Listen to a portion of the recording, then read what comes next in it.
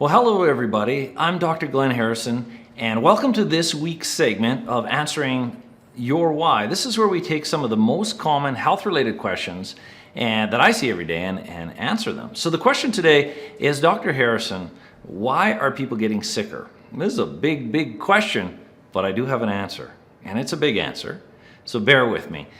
So we are getting sicker and sicker as a nation, as a society, and it has nothing to do with a lack of medical advancements. We have more technology in the medical model than we ever have, but our population is getting sicker and sicker by the year.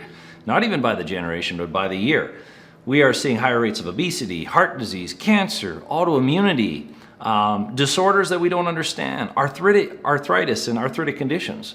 So what's going on? Well, I'm going to give you two examples, and hopefully that illustrates a point.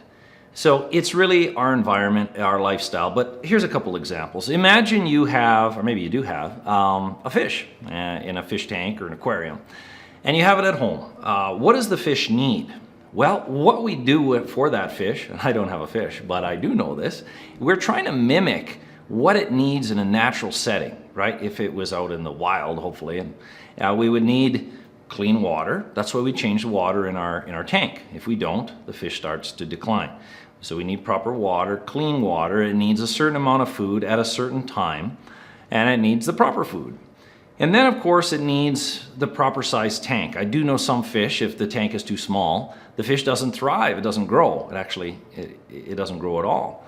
So it needs some of these basic things. Ultimately, what we're trying to do is mimic what its natural environmental state would be, and the fish should thrive. But if you aren't cleaning the water in the tank, what happens to the fish? It starts to become lethargic, starts to move slowly, it starts to decline, its health starts to decline. Or you're not feeding it, or you're feeding it the wrong food, or contaminated food. The fish is not going to usually die instantly, it's going to slowly decline and degenerate, and its life expectancy will be much shorter. And the fish tank, most fish need to move, right?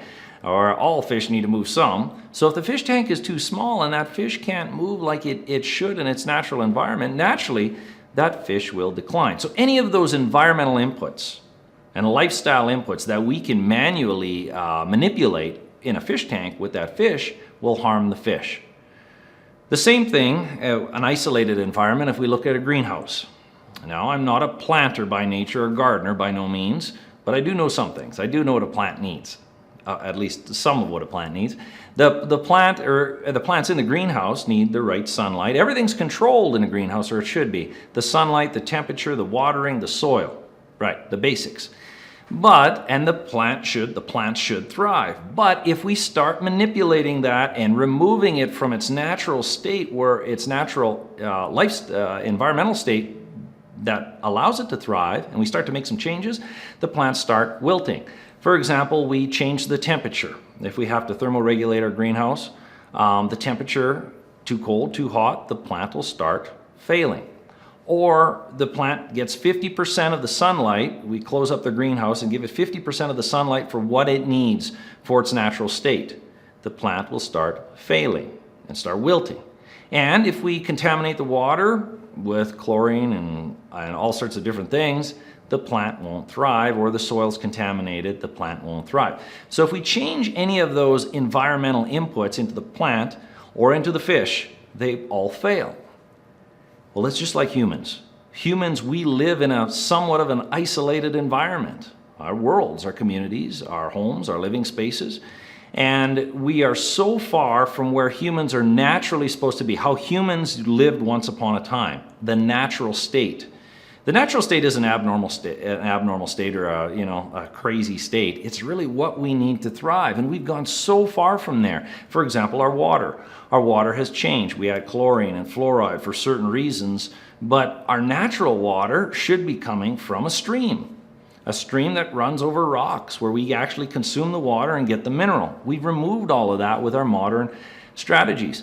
Another thing is our foods. Our foods drastically changed. We live in a world, a modern society, where there's modified foods. There's a lot of chemical, pesticide, herbicide, preservatives. I could go on about chemicals, but that's not what our bodies want or need for a natural health and a natural state. And they have changed a lot, our foods, our water, just to give a couple examples. And what about our modern lifestyle and activity?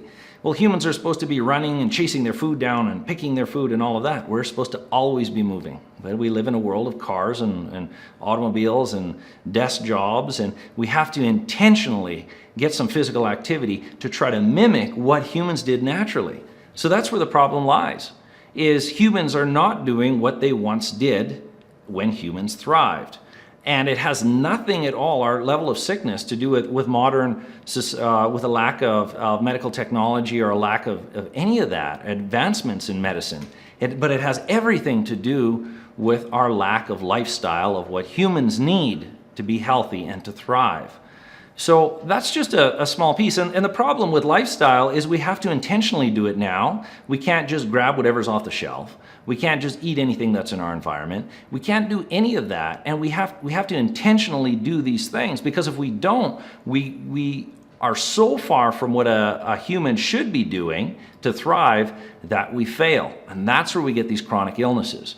Now, lifestyle will help you get out of these chronic illnesses and sicknesses, but if it gets to such a point where there's high risk of heart disease and all of these things, well, then that's where you need somebody like myself, or there's other docs that do what I do, where you're using specific implementations of lifestyle and nutrition that is even above what we would see in the natural world, to try to get those numbers up and try to get people moving at where they're at and diagnose what the problem is, or how bad it got. So start with lifestyle, but recognize that our medical model, it's not a lack of technology why we're sick, or a lack of pharmaceutical technology. It's a lack of lifestyle. And if you start turning it around, you can prevent all of this stuff. So I guess in a nutshell, go back to the way we were once living as much as you can. You still have to live inside, so you're probably going to need some vitamin D. But look at the big picture. And a lot of people look for the quick fix, the quick vitamin, the quick magic pill, the quick pharmaceutical. It doesn't exist.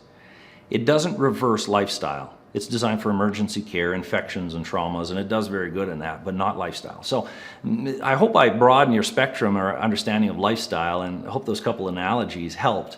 But with that being said, I'm Dr. Glenn Harrison, and if you know of anybody struggling with this stuff and looking at the big picture, have them forward this video, and they can even reach out to us and we can start helping them untangle this problem.